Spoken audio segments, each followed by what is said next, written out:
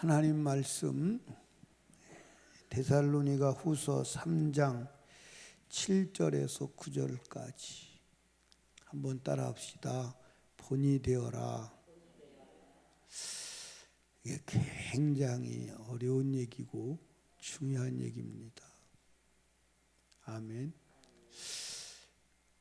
옛날에 그 어른들은 그 본이라고 하는 말을 많이 썼어요.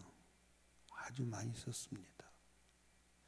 그래서 어른들이 아이들 앞에 어떤 행동을 하다가도 애들 본받아. 그리고 행동을 자제하고 언어를 자제했어요. 근데 요즘에는 본받아라, 본받을까봐 무섭다, 본받을까봐 두렵다, 그런 얘기를 하는 사람을 제가 본 적이 없어요. 그렇죠?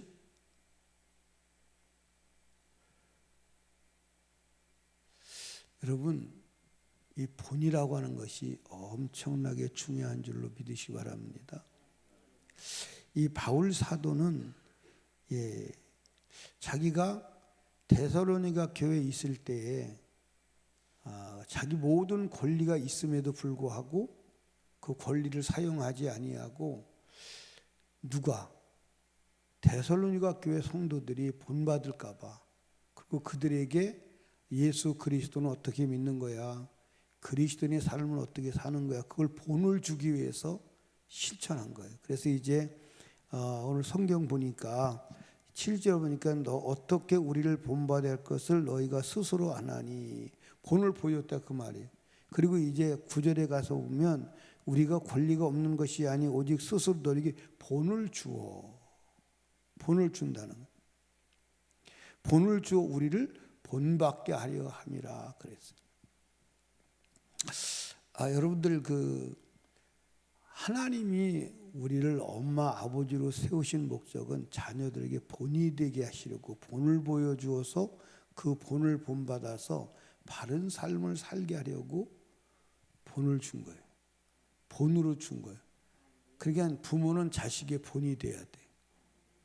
자식의 본이 되지 못하면 자식이 정말 지혜로워서 부모의 삶을 보고 반면교사를 삼아서 엄마가 저렇게 하니까 나는 저렇게 안 해야 되겠다, 그걸 깨닫고 본받지 않을 것을 본받지 않으면 좋은데, 부모가 잘못된 본을 보여주어서 잘못된 본을 받아가지고 살면 그 인생이 망치는 거예요. 돌이킬 수가 없는 거예요. 그래서 옛날 어른들, 우리 아버지 어머니 세대는요, 본을 두려워했다고요. 우리 어머니도 얘기 많이 했어요. 우리 아버지가 어떻게 행동하면 애들 본받아, 애들 본받아 그렇게 말하면 모든 행동이 수정이 되는 거예요. 그런데 오늘 부모들이 자녀들이 본이 되질 않아요. 그래서 본이 되지 않으니까 가정교육이 엉망진창인 거예요. 가정교육은 부모들의 삶의 본에서 나오는 거거든요. 그러니까 어른을 어떻게 섬겨야 되는지, 인간관계는 어떻게 해야 되는지, 남편에게는 어떻게 해야 되는지, 그러니까 이제 엄마가 남편에게 하는 그것을 보고 본이 되어서 나가서 남편에게 잘하든 못하든 할 수 있거든요. 근데 이미 본 자체가 잘못되었어요. 그래서 어떻게 사는 것이 바로 사는 것인지에 대한 본이 없는 거예요. 참 그 부모의 자리가 무서운 거죠.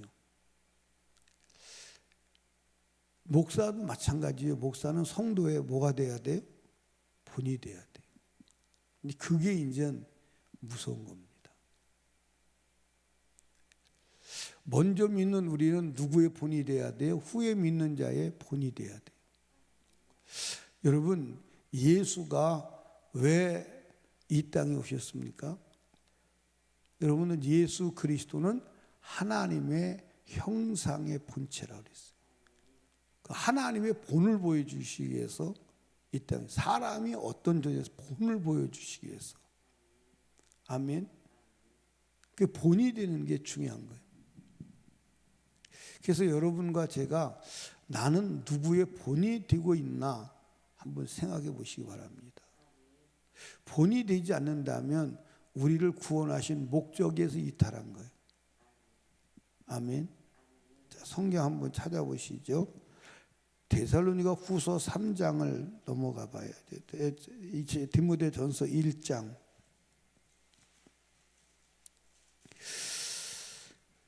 15절. 미쁘다 모든 사람이 받을 만한 이 말이요 그리스도 예수께서 죄인을 구원하시 세상에 임하시다 하였도다. 죄인 중에 내가 괴순이라. 16절 같이 읽어요. 시작.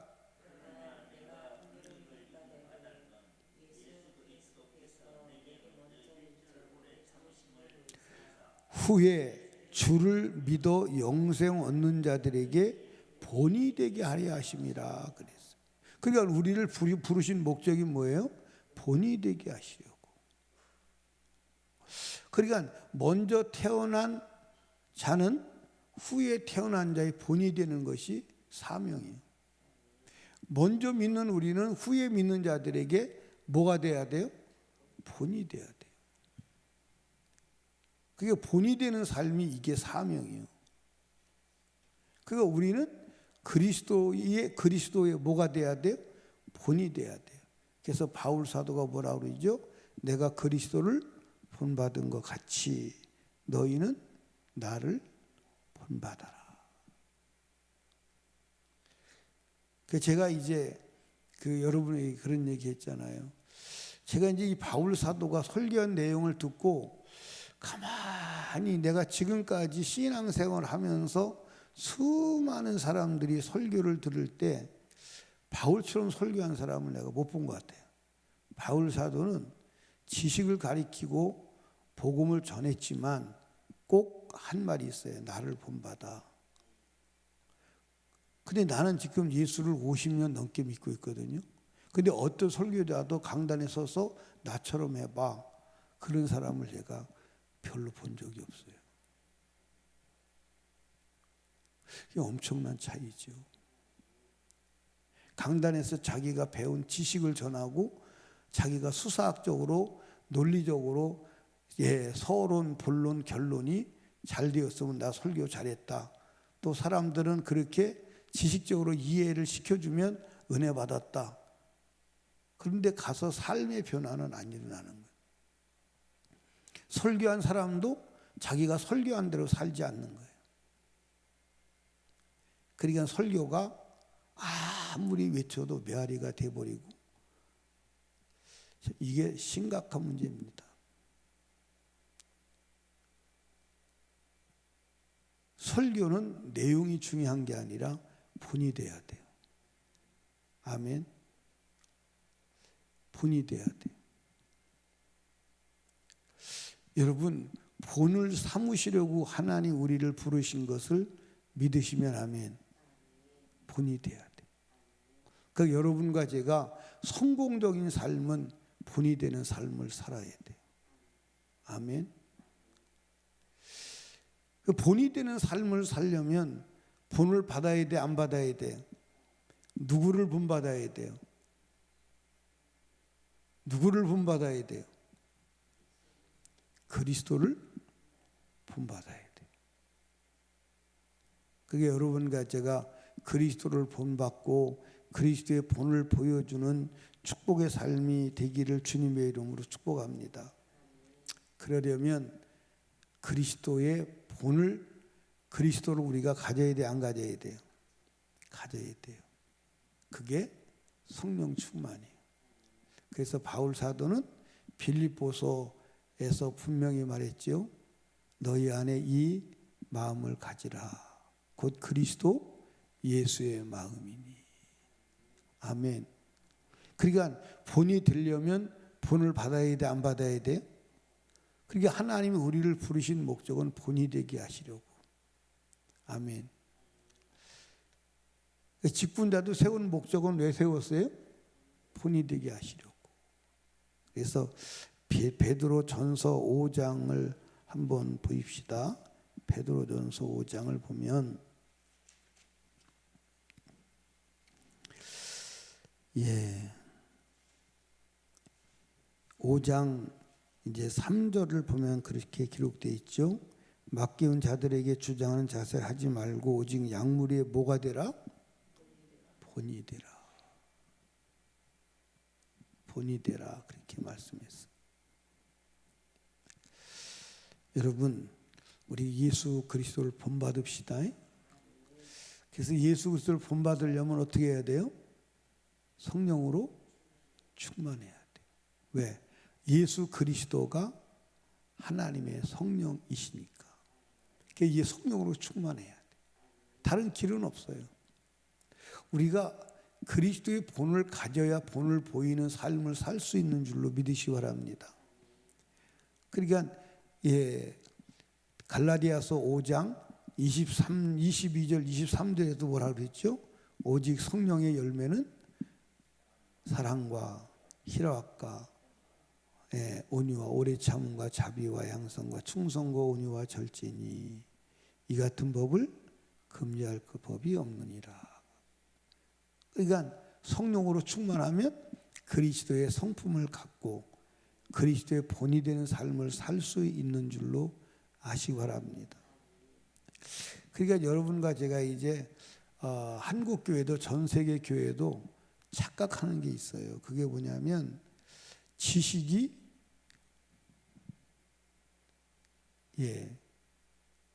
다로 착각을 해요. 그래서 제자 훈련한다 그러면 성경을 가르치죠. 그리고 성경의 이론적 논리를 가르치죠. 그러면 그게 제자 훈련 코스를 마치면 제자 훈련 끝났다. 나는 제자 훈련 받았다. 이렇게 생각하죠. 근데 진정한 제자 훈련은 성령 충만이에요. 제자들이 3년 6개월 동안 예수님께 배웠지만 절대 제자의 삶을 살았어요? 못 살았어요? 못 살았어요. 그 지식이 하나도 그들에게 그리스도의 삶을 사는 능력을 주지 못했어요. 예수님께서 제자 훈련을 제자들을 데리고 다니면서 가르쳤는데 그 예수님의 가르침이 온전했겠어요? 온전하지 않았겠어요? 예수님이 제자들을 3년 동안 가르친 것은요, 우리가 가르친 거하고 달라요. 그 예수님께서 3년 동안 제자 훈련한 그것을 무슨 제자 훈련이냐면 도제식 제자 훈련이라고 그러는 거예요. 그러니까 3년 6개월 동안 한 번도 떨어지지 아니하고 함께 다니면서 먹고 자고 모든 것들을 다 했어요. 아마 우리가 3년 6개월 동안 누가 같이 그렇게 쫓아다녀서 먹고 자고 다 본다면 아마 다 냄새나서 도망갈 거예요. 근데 예수님은 한 점의 흐트러짐도 없이 모든 것을 다 보여주었어요. 그래도 변화되지 않는 거예요. 그런데 그들이 오순절 마가다는 성령의 충만을 받고 목숨 건 제자의 삶을 다 순교자의 삶을 산 줄로 아시기 바랍니다. 그리고 성령 충만 받는 길밖에 없어요. 아멘입니까? 그래서 성령 충만 받고 또 성령 충만 받게 하는 길 외에는 다른 길이 있다 없다? 없다. 없습니다. 여러분, 예수님께서 제자들이 배반할 것을 아시고 다 떠날 것을 아시지만 제자들을 책망하지 않으세요. 그리고 제자들을 향해서 낙심하지 않으세요. 그리고 제자들을 향해서 포기하지도 않으세요. 오히려 희망을 가지세요. 무슨 희망을 가지세요? 너희들이 오순절 마가다락방에 성령 받으면 다 될 거야. 희망을 가지시고. 그래서 희망을 가지시고 십자가에 죽으시고 성령을 보내셔서 그들이 성령이 충만하니까 그들이 원하던 주님이 원하는 삶을 살아가게 되는 거예요. 이게 답인 것입니다.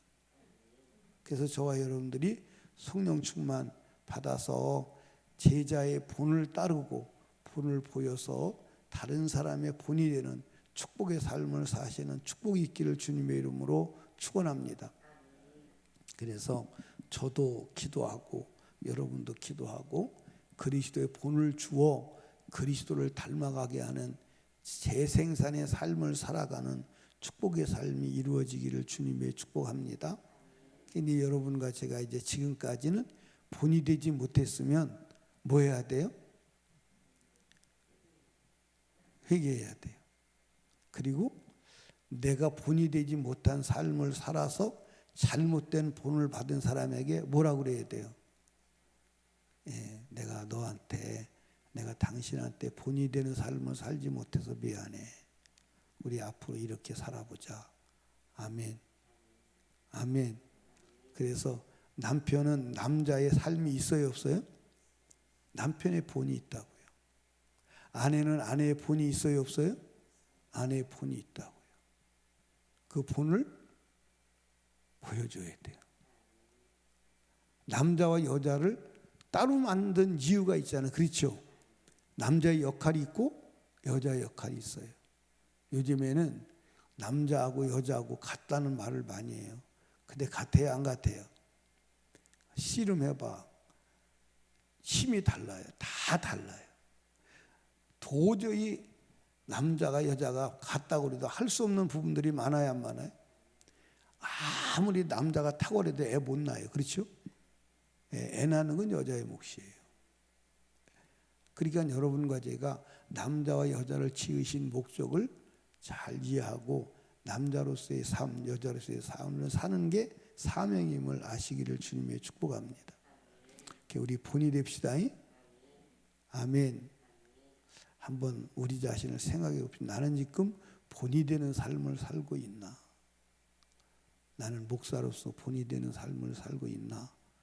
나는 권사로서 장로로서 본이 되는 삶을 살고 있나? 나는 집사로서 과연 본이 되는 삶을 살고 있나?